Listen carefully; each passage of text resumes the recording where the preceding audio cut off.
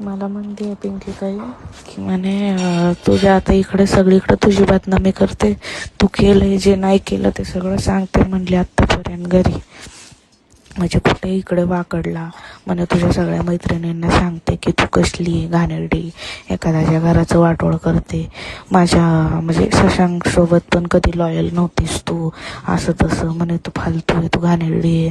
आणि घाण शिव्या द्यायला लागली, पप्पांना काही पण बोलायला लागली, मम्मीला काही पण बोलायला लागली. नुसतं अगं लय गं काय सांगू तुला. मगाशी पप्पा आणि मम्मी बसले होते म्हणून मला काही बोलता आलं नाही नीट तुझ्याशी.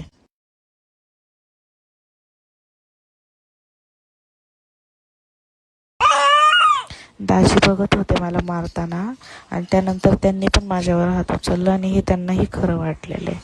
त्यामुळे मी ठरवलं की मी डिवोर्स देणार आहे त्या माणसाला. आणि मी सांगितले पप्पांना पण. पप्पा म्हटले आपण करू ह्याच्यावर विचार म्हणून आपण ते आल्यावर.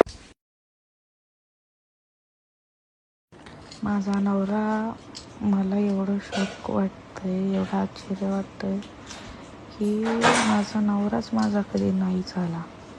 ह्या गोष्टीचं जास्त वाईट वाटतंय. सासू सासरे काय ते तसेच वागतात असं, पण त्यांचं कामच असतं असलं वागणं.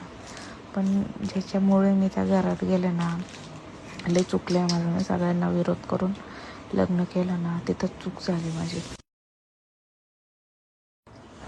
सगळं बोलण्याच्या समजण्याच्या पलीकडं गेल्या. अगं तुला ही छोटी गोष्ट वाटते का गं?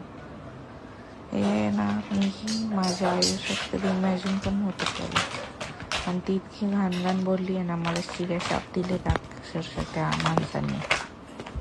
मी विचारच नाही करू शकत तिथं जायचा.